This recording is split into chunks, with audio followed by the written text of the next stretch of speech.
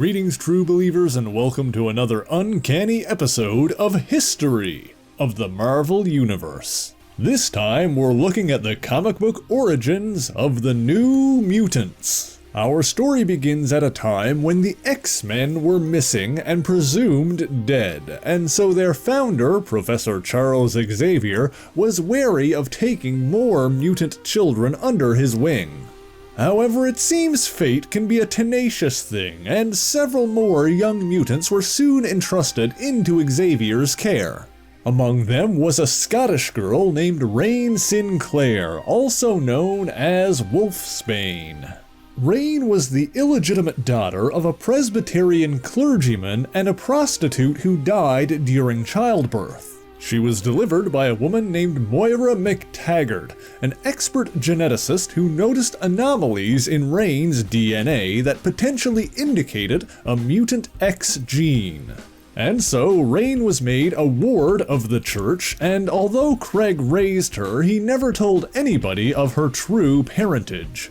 As Rahne grew up, Moira kept an eye on her, and the two developed a paternal relationship. However, while Moira McTaggart showed Rahne love, Reverend Craig raised her with religion and shame, constantly reminding her that her every natural urge was a sin. Then, when she was 14, Rahne's mutant power manifested for the first time, and she transformed into a wolf. Unfortunately, Reverend Craig had witnessed young Rahne's transformation. He accused her of being possessed by the devil and assembled an angry mob to go after her. Rahne fled her pursuers, eventually leaping past Moira. Having received a flesh wound from a gunshot, Rahne collapsed and passed out, reverting back to human form. Moira stood up to the angry mob, protecting the young mutant before bringing her to her close friend and colleague, Professor Charles Xavier. Once in America, Rahne became the first of Professor X's new students and took the code name Wolfsbane.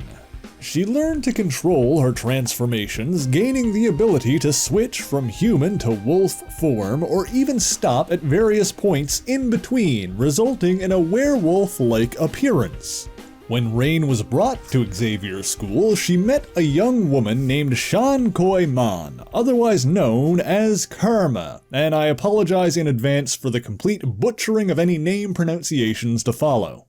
Karma is the only one of the original 5 New Mutants to have been introduced in a previous book, first appearing in the 100th issue of Marvel Team-Up. Xi'an and her twin brother, Mahn, were born in the Central Highlands of Vietnam.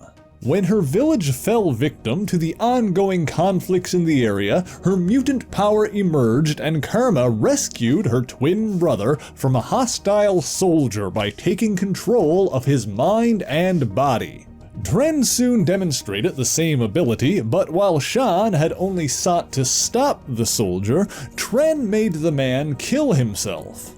The sister was frightened of her power, but the brother reveled in it. He demonstrated his abilities to his uncle, Nguyen Ngoc Coi, a general in the South Vietnamese army. And so, when their home fell victim to an oppressive new regime, General Coi escaped to America with Tren, leaving the rest of their family behind. While Xi'an hated using her powers, they allowed her to rescue her parents from imprisonment and execution, and they, along with her 2 younger siblings, escaped by boat. However, when their boat was attacked by pirates, Xi'an was too weak to defend her family, and her parents didn't survive. Thankfully, the refugees were rescued by the US Navy, and the siblings were reunited with their uncle. However, during his time in America, General Coi had used Tren's power to begin a secret but successful criminal career.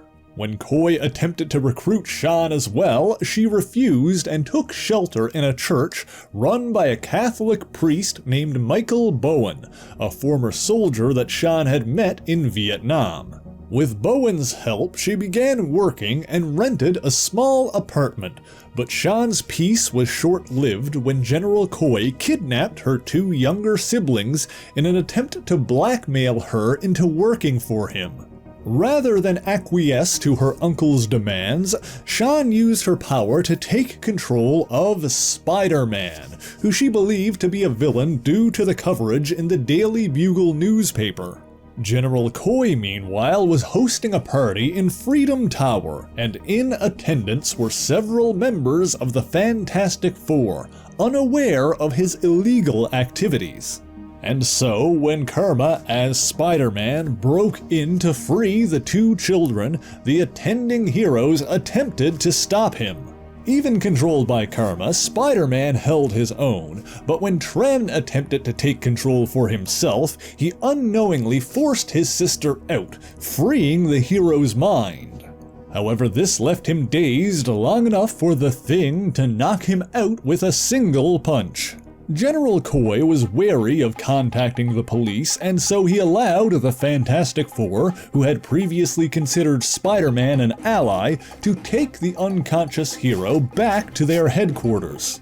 Spidey explained that he had no memory of what had happened, and Mr. Fantastic's scans both confirmed that claim and detected residual energy with a familiar pattern. Acting on a hunch, Mr. Fantastic contacted Professor Xavier, who confirmed that Cerebro had detected 2 mutant energy signatures that evening. Using a facsimile of Xavier's technology, Spider-Man and the Fantastic Four tracked down Karma, who revealed her background and her motives. The heroes agreed to help Karma rescue her siblings, but when the Six launched their offensive, Tren used his powers to seize control of all 4 members of the Fantastic Four. Spider-Man held off the possessed foursome, and while he did, Karma mentally battled her brother, stopping him by absorbing his very essence into her soul, effectively killing him. After this, Karma was brought to Xavier's school by Mr. Fantastic, later becoming the oldest member and de facto leader of the New Mutants. With 2 new students to look after, Professor X was soon made aware of a third when he received a letter from an old friend named Black Eagle. Xavier had met Black Eagle's son, William Lone Star, while the two served together in the army, during which time the 2 men became blood brothers. The letter Xavier received concerned William's daughter, Danielle Moonstar. A Native American of the Xi'an nation, Dani's mutant power emerged at puberty, giving her the ability to project images of a person's fears. She initially used the code name Psyche, but later became known as Mirage. At first, Dani had very little control over these visions, one night seeing her parents' death. This seemingly came to pass not long after, when William and Peg Lone Star disappeared while on a trip to the mountains. Following this, she began to have nightmares of a demonic bear, which Dani assumed was responsible for her parents' death. It wasn't until later that Dani learned that her parents were in fact mystically transformed into the demon bear. And so, Dani Moonstar was taken in by her parents' friends, the Roberts, although she soon left to be raised in her ancestral homeland by her grandfather, Black Eagle. It was here that Dani also developed a quasi-psychic rapport with animals. However, when Moonstar was old enough, her grandfather decided it was time for her to leave the mountains. As was explained in his letter, Black Eagle intended to send his daughter to Xavier's school, where she could learn to control her talents. Dani objected, not wishing to be lectured by a white man, but their argument was cut short when she unintentionally projected an image of Black Eagle's death from a prophetic dream that he had had. This dream soon came to pass thanks to a man named Donald Pierce, an anti-mutant racist and rogue white bishop of the notorious Hellfire Club, who sought to take control of the sinister organization for himself. Intending to draw out and kill Xavier and the other mutants, Donald Pierce dispatched his men to murder Black Eagle in the night. Dani narrowly avoided a similar fate when the armored soldiers attacked her as well. Fortunately, when Xavier and his new recruits arrived, Karma was able to use her powers of mind control to rescue Moonstar. Xavier scanned the mind of one of their attackers to learn of their mission, and Moonstar agreed to join up with his team to get her revenge on Donald Pierce. During their investigation into Pierce's activities, the group split into two teams, with Dani, Moira, and Rahne traveling to Brazil where they met the next member of their team, Roberto DeCosta, who would later become known as Sunspot. The son of wealthy parents Emmanuel and Nina DeCosta, Roberto was a talented soccer player who was likely destined for the Olympics. However, during one game, he was assaulted by a racist opposing player, the stress of which caused his mutant power to manifest for the first time. Roberto's body turned jet black, and he shoved his attacker away with ease. As it turns out, Roberto's mutant power allowed him to draw in solar energy and channel it into super strength, which also resulted in his unique appearance while doing so. Fortunately, when his girlfriend, Juliana, rushed out onto the field to comfort him, Roberto was able to calm down and regain control of himself. Not so fortunately, this too was observed by Donald Pierce, who sent his men to kidnap Juliana, drawing Roberto into a trap. During the ensuing fight with Pierce's bionic soldiers, Sunspot's solar energy began to run low. Karma and Mirage arrived on the scene to rescue Roberto, but their lack of training and teamwork was soon evident. While the henchmen were defeated in the end, during the fracas, Juliana took a fatal bullet defending her lover. Following her death, Roberto agreed to join the others in their quest to stop Donald Pierce. As for Professor X and Wolfsbane, their investigation brought them to Kentucky, where they were attacked by our next subject, Sam Guthrie, aka Cannonball. The oldest of 10 siblings, 16-year-old Sam Guthrie felt responsible for taking care of his family after his father passed away.